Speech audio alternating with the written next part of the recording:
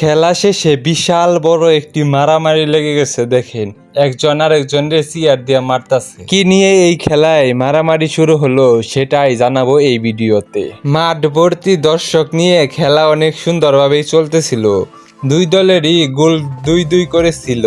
খেলার লাস্টের দিকে একটি গোল নিয়ে ঝামেলা হয়, তারপরে মারামারি হয়। এই মারামারিটা হয়েছে মূলত রেফারির ভুলের কারণে। একদম শেষে যে গোলটা হয়েছে তখন ওই প্লেয়ারটা অফসাইড ছিল, কিন্তু রেফারি অফসাইড দেয় নাই বা দেখে নাই, তার জন্য এই মারামারি শুরু হয়। এই খেলাটা ছিল আমাদের টাঙ্গাইল জেলার ভুক্তাগ্রামের হাই স্কুল মাঠে। আজকের এই ম্যাচটা ছিল প্রথম সেমিফাইনাল খেলা, আর এই খেলাতে অংশগ্রহণ করেছিল পাইকরা ভার্সেস আইছড়া। এই খেলাটাকে মানুষ অনেক উপভোগ করতেছিল। মাঠের কোনায় কানায় মানুষ দিয়ে ভর্তি ছিল। খেলার একদম শেষের দিকে পাইকরারও 2 গোল ছিল, আইছড়ারও 2 গোল ছিল।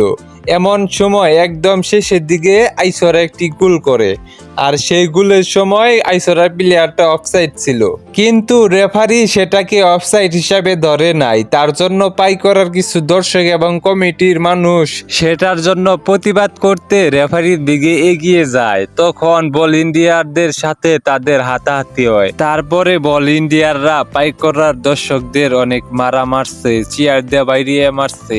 এখন কথা হচ্ছে, আপনারা এত বড় একটি খেলার আয়োজন করছেন, এখন আপনাদের এমন কাজ করা উচিত হয় নাই।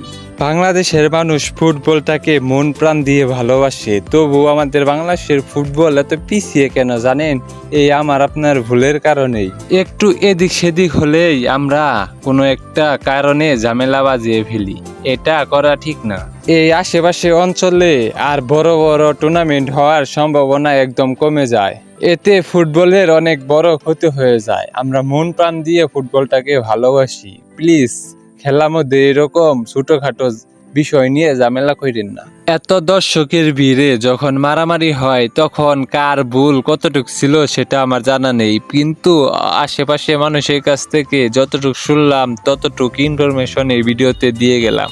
আমার ভুল হলে আপনারা সবাই ক্ষমা দৃষ্টিতে দেখবেন। আজকে ভিডিওটা এই পর্যন্ত ছিল। ভিডিওটা ভালো লাগলে লাইক করেন আর এই ভিডিওটা বেশি বেশি শেয়ার করেন।